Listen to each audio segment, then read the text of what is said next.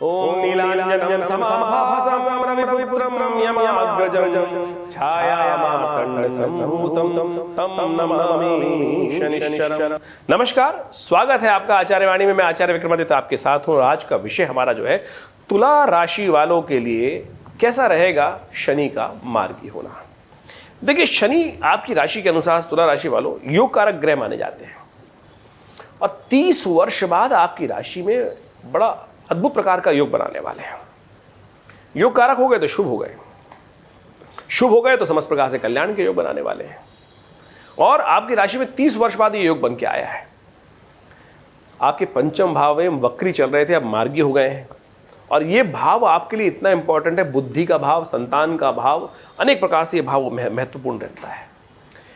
लेकिन एक समस्या यह है कि शनि की जो दृष्टि होती है ना, वो कष्टकारी होती है। शनि तो बैठे बहुत शुभ है। एक कथा आती है शास्त्र के अंदर कि शनि महाराज जब गणेश जी उत्पन्न हुए, समस्त देवता उनके दर्शन के लिए पहुंचे। शनि भी पहुंचे थे दर्शन करने के लिए। सब लोग दर्शन कर रहे थे, लेकिन शनि अपनी नजरें नीचे झुकाकर वहां उपस्थित थे। सबने कहा, महाराज आप दर्शन करने आए, श्री गणेश का दर्शन करें। शनि ने कहा, मेरी दृष्टि अच्छी नहीं है, मेरी दृष्टि जिस पे पड़ती है उस पर कष्ट आ जाता है। खैर, सबने कहा तो शनि ने देखा और कालांतर में जो घटना घटी आप सबको पता है। गणेश जी पे जिस प्रकार से प्रातः स्मरणीय गणेश जी, सर्वप्रथम पूज्य गणेश जी, जिस प्रकार से उनका सिर हाथी का क्यों लगाना पड़ा, वो घटना उसी एक घटना से निकली। तो यह शनि की, यानी मेरे इस कथा को यहाँ रखने का कार्य एक था हमारा कि शनि की दृष्टि शुभ नहीं होती भाई। शनि बहुत शुभ है आपकी राशि के अनुसार से। तो तुला राशि वालों, जो 30 साल बाद आपके लिए ग्रहों का योग बना है, ये बुद्धि के अनुसार से सबसे अच्छा है। यदि आपने इसको ठीक करने का प्रयास कर लिया, उसका उपाय भी है, उसका उपाय भी हम देने वाले हैं आपको। शास्त्रोक्त विधि से देने वाले हैं उपाय। शास्त्रोक्त विधि से यदि आपने उपाय कर लिया तो आप समझिए शनि का, आप दृष्टि समझने कहाँ पड़ रही है। ये बड़ा महत्वपूर्ण है। शनि की दृष्टि इस आपकी राशि के अनुसार से इस वक्त जहाँ पड़ रही है, आप सब लोग बड़ी उम्मीद लगाए बैठे हुए हैं, उसमें समझ लीजिए क्या करने वाले हैं। शनि की दृष्टि होती है 3। एक दृष्टि है शनि की तीसरी, एक दृष्टि है 7वीं, एक दृष्टि है 10वें भाव पे दृष्टि। तीसरी दृष्टि 10वें भाव पे पड़ती है। आप सबसे पहले दृष्टि देखिए कहाँ पड़ रही है। एकादशवें भाव पे दृष्टि पड़ रही है। एकादशवां भाव शनि के लिए हमेशा अच्छा होता है। सूर्य की राशि है, अपने पिता की राशि है, लेकिन फिर भी लाभ के भाव का है। तो वहाँ पर एक तरह से सिद्धांतिक तौर पर देखें तो वहाँ तो अशुभ नहीं करते हैं शनि, लेकिन फिर भी सूर्य की राशि है तो वहाँ ठीक तो है नहीं, तो उसका ध्यान तो फिर भी रखना पड़ेगा आपको। सूर्य पिता पुत्र के साथ उपाय क्या किया जाए, आप नोट कर लीजिए उपाय क्या करना चाहिए। शनि महाराज मई 2025 तक यहाँ रहने वाले हैं। आवारे न्यारे चाहते हो तो सबसे पहले पिता का सम्मान, सबसे पहले पिता से किसी का भी कोई आपकी क्लैश ना हो। जितना पिता का सम्मान करेंगे उतना लाभ होगा, नहीं तो ये बुद्धि गलत चली और आपका लाभ गया। इस बात का सबसे पहले ध्यान रखना चाहिए आपको। अब पहली दृष्टि कहाँ पड़ रही है शनि की, ये पहली और 10वीं दृष्टि, जो तीसरी दृष्टि है पहले भाव पे और 10वें भाव में पड़ रही है। अब आपकी राशि के अनुसार समझ लीजिए, पहली जो तीसरी दृष्टि पड़ रही है वो पड़ रही है 7वें भाव पे, वहाँ पड़ी है मेष राशि। और उसके बाद शनि की दृष्टि पड़ रही है कहाँ पर, 2 भाव पर। वहाँ किसकी राशि है, मंगल की राशि। शनि मंगल का टकराव आप अच्छे से समझते हो। कभी तक सबसे अशुभ जो टकराव है शनि मंगल का ही टकराव माना जाता है। और ऐसे में भी 17 नवंबर को शनि मंगल परिवर्तित होकर आने वाले हैं। कहाँ पर चल रहे हैं अभी, तुला में मंगल परिवर्तित होकर चले जाएंगे विशेष तौर पर वृश्चिक राशि पे। और वो अपनी पहली दृष्टि से देखेंगे शनि को, शनि मंगल का टकराव होगा। ऐसे में पूरे विश्व में अशांति चल रही है कुछ, और शनि मंगल ऐसे में अस्त भी चल रहे हैं सूर्य के साथ।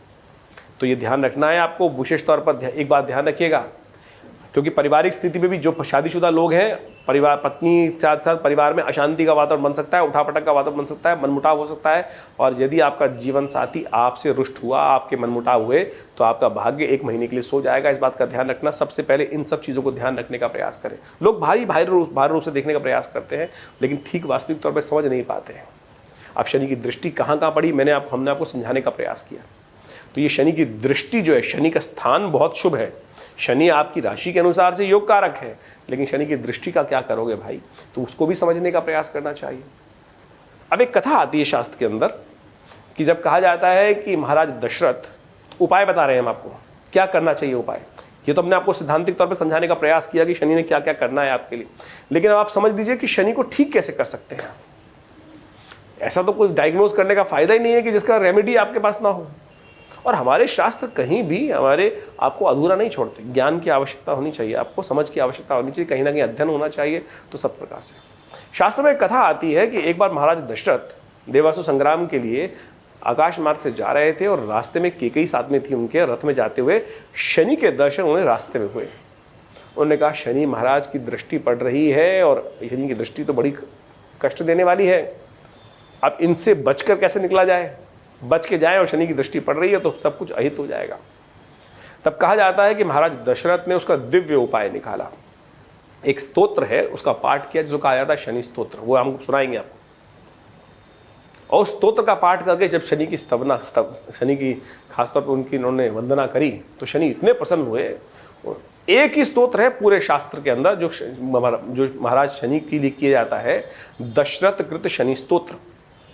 कहा जाता है कि शनि महाराज इतने प्रसन्न हुए और उन्होंने आशीर्वाद दिया महाराज दशरथ को कि जो भी इस स्तोत्र से मेरा पाठ करेगा, आपके स्तोत्र से, उन पर मेरी दृष्टि की कोई भी दुष्प्रभाव नहीं होगा। तो ये बहुत लंबा चौड़ा करने की जरूरत नहीं है, 12-13 लाइनों का प्रयोग है, आप नित्य प्रति कर सकते हैं। और समझ लीजिए आप यदि इसका एक पाठ, इतना टाइम तो आप निकाल ही सकते हैं, यदि याद हो तो कर लीजिए, लेकिन याद नहीं है तो सुन भी लेंगे तब भी इसका प्रभाव होगा। मैं शास्त्रोक्त विधि की बात करता हूं। शास्त्र में कहा जाता है कथा श्रवण, कथा करने से ज्यादा कथा श्रवण का महत्व कहा जाता है। इसी प्रकार से यदि आपको या सुन ले या पाठ कर ले तो बहुत सुंदर है, नहीं तो कम से कम श्रवण तो कर सकते हैं। तो नित्य प्रति इसका एक बार पाठ कर लीजिए। और ये 18 जो आपका करीब करीब 1.5 साल का समय शनि का महाराज का है, इसका पॉजिटिव प्रभाव आपके ऊपर डेफिनेटली होगा, ये हमारा दावा है, ये हमारा विशिष्ट विश्वास है। हमने बहुत लंबे समय से इसका प्रयोग करके देखा है। शनि का कब ढैया आई, कब अशुभ प्रभाव आया, सब का सब क्षय हुआ। स्तोत्र इस प्रकार से है, आप सुन लीजिए। ओम नमः कृष्णाय नीलाय श्रुतिकंठ निभाय च, नमः कालाग्निरूपाय कृतांताय च वै नमः, नमो निर्मांस देहाय दीर्घमश्रुजटाय च, नमो विशाल नेत्राय शुष्कोधर भयाकृते, नमः पुष्कल गात्राय स्थूल रोमणे अथ वै नमः, नमो दीर्घाय शुष्काय कालम दृष्ट नमोस्तुते, नमस्ते कोडर आक्षाय दुर्निरीक्षाय वै नमः, नमः घोराय रौद्राय भीषणाय कपालिने, नमस्ते सर्वभक्षाय बलिमुख नमोस्तुते, सूर्यपुत्र नमस्तेस्तु भास्करे भयदाय च, अधोदृष्टे नमस्तेस्तु संवर्तक नमोस्तुते, नमो मंदगते तुभ्यं नृस्तंशाय नमोस्तुते, तपसा दग्धदेहाय नित्यं योगरताय च, नमो नित्यं क्षुधार्ताय अतृप्ताय च वै नमः, ज्ञानचक्षु नमस्तेस्तु कश्यपात्मजसूनवे, तुष्टो ददासि वैराज्यं रुष्टो हरसि तत्क्षणात्, देवासुरमनुष्याश्च सिद्धिविद्याधरोरका, त्वया विलोकिता सर्वे नाशं यान्ति समूलतः, प्रसादा कुरु मे देव वराहो हम उपागता, एवं मस्तु तदा सौरिग्रह राजो महाबला। तो ये ऐसा दिव्य स्तोत्र है कि यदि इसका एक बार पाठ कर लिया जाए, सुन लिया जाए, यज्ञ कर लिया जाए, तो कैसा ही शनि का दोष हो, कुंडली में हो, गोचर का हो, वो सब क्षय हो जाता है। आप शनि के दिव्य यंत्र को स्थापित कर कर अपने नाम से गोत्र स्थापित कराकर इस 1.5 साल तक रखिएगा। और इन्हीं पर्पज से जिस कारण से आपके शनि की दृष्टि से दोष लग रहा है, नहीं तो ये शनि का जो प्रभाव आपको बाह्य रूप से अच्छा दिखाई दे रहा है, कहीं ना कहीं और कहीं अशुभ ना हो जाए और पूर्ण लाभ ना दे पाए। 30 साल बाद ये समय आया है, कोशिश ये करें, अच्छे से एनालाइज करके बता दीजिए और साथ साथ दिखवाने का प्रयास कीजिए आपकी जन्मपत्री में कौन से ग्रह योग बन रहे हैं और कौन सा दशा चल रही है। उन सब के बाद बहुत अच्छे से विवेचना कर इन सब रहस्यों को समझा जा सकता है, लाभ के योग बना सकते हैं। आशा करते हैं आप इन सब सिद्धांतों को समझते हुए कार्य करने का प्रयास करेंगे, कल्याण के योग बनाएंगे। धन्यवाद, नमस्कार।